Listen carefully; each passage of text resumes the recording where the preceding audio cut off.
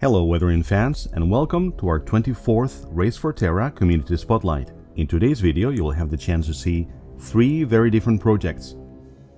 A World War II Cromwell tank, a Death Guard Kratos, and a what-if German Kugelpanzer. In other words, 2 scale models with matching dioramas and 1 huge Warhammer tank, all in one video. Get ready!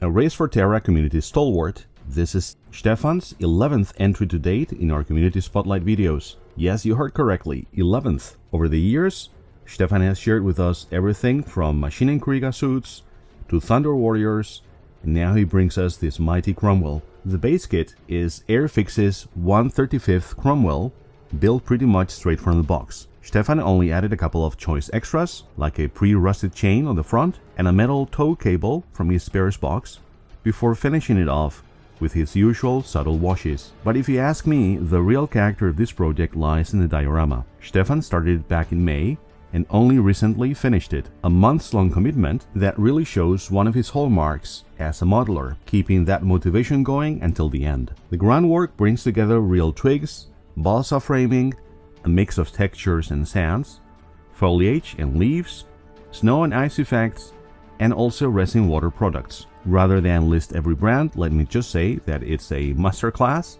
in combining materials from across the hobby spectrum into one cohesive scene. I would like to mention that on Discord, Stephan gave a special shout out to AK's Spring Green Shrub, which he described as absolutely delightful to work with, and I think you'll see why. When I asked him about the biggest challenge, Stephan explained that if you want to do a diorama, you really need to start with that in mind, and that was something he had to wrestle with here. He admits that beginning with the vehicle first meant that he had to improvise the setting afterwards, which made things more difficult. As for lessons learned, Stephan put it in simple but important terms. Use actual twigs for trees. Well, like I said before, if you want a diorama, plan it as such right from the start. A small detail, but one that makes a world of difference once you see the end result. In terms of what he enjoyed, he points to the diorama work as the most rewarding, even if he thinks that it's a silly answer. Which I don't agree with, by the way. I think many of us would say that the groundwork is really where the story comes alive. For me personally, this Cromwell really embodies what Stephan often brings to our little community.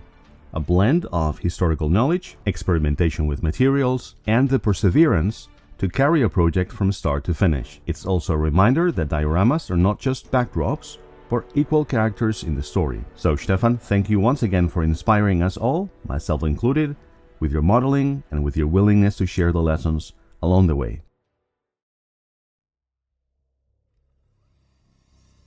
Unlike Stephan, Ollie joined our merry band only a month ago, and in that short time, he's already been really busy building up his Death Guard army. Now this Kratos is just one example, but what an example it is. A massive canvas for weathering and character. When I asked him about the main challenge, Ollie explained that the hardest part was mixing his own colors to come up with a unique scheme. Not the easy route, but certainly the rewarding one. In terms of lessons, he highlighted something we can all relate to: the importance of slowing down and not rushing a big project like this. On Discord, I had already told Ollie how impressed I was with the careful chipping and how faithfully he had adopted and adapted my own Death Guard recipe. He explained that my Contemptor and Malcador videos had been his Bible for the army, and honestly, hearing that made my day. It's exactly what I hope for when I share these tutorials, that someone will take the techniques, make them their own, and run with them. Ollie also enjoyed experimenting with inks through the airbrush, and I think you can see how that helped achieve that grim, gritty finish that is so quintessentially Death Guard, while still putting his own spin on it. Since Ollie and I have also discussed the idea of him trying his hand at a skill model tank in the future, I can only hope that Stephan's Cromwell will provide a bit of inspiration when Ollie decides to cross that bridge. So Ollie, welcome aboard and congratulations on a fantastic Spotlight debut. I for one can't wait to see what you do next. Mike only joined us back in April, but in that time he has quickly become one of the most active and prolific members of our community. He has attended every single one of our Saturday night Hobby Hangouts, where we build models together and chat about everything from airbrushing to history, and he posts regularly in our Discord, sometimes with Warhammer vehicles, sometimes with scale models, and very often with projects that incorporate 3D printed parts of his own. For this spotlight, Mike chose to submit a diorama built around a German Kugelpanzer, one of those what-if vehicles that sparks endless debate and imagination. He explained that his goal was to, and I quote, come up with a small but interesting diorama to place the Kugelpanzer in a more realistic setting. And I think you will all agree with me that he's achieved that and more besides. As for challenges, Mike admitted that the hardest part was balancing the scale of the scene, making it compact but still convincing. That in turn became one of his key lessons, the ability to follow through with an idea,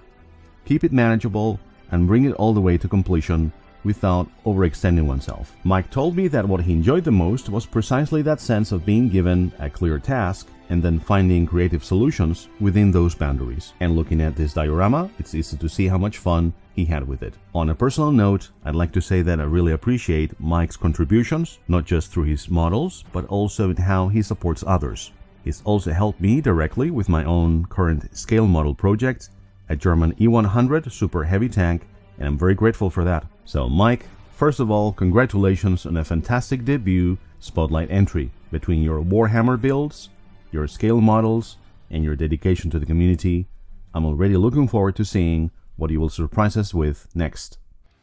So guys, that's it for our 24th Community Spotlight. A huge thanks to all of you who keep sharing your work, and of course to my Patreon supporters who make these videos possible, quite literally, because if I had to rely on YouTube ad revenue, well, let's just say that the E100 would be painted with coffee stains and with my tears. Thank you all so much for your generosity and encouragement. And until next time, keep it up and weather it out.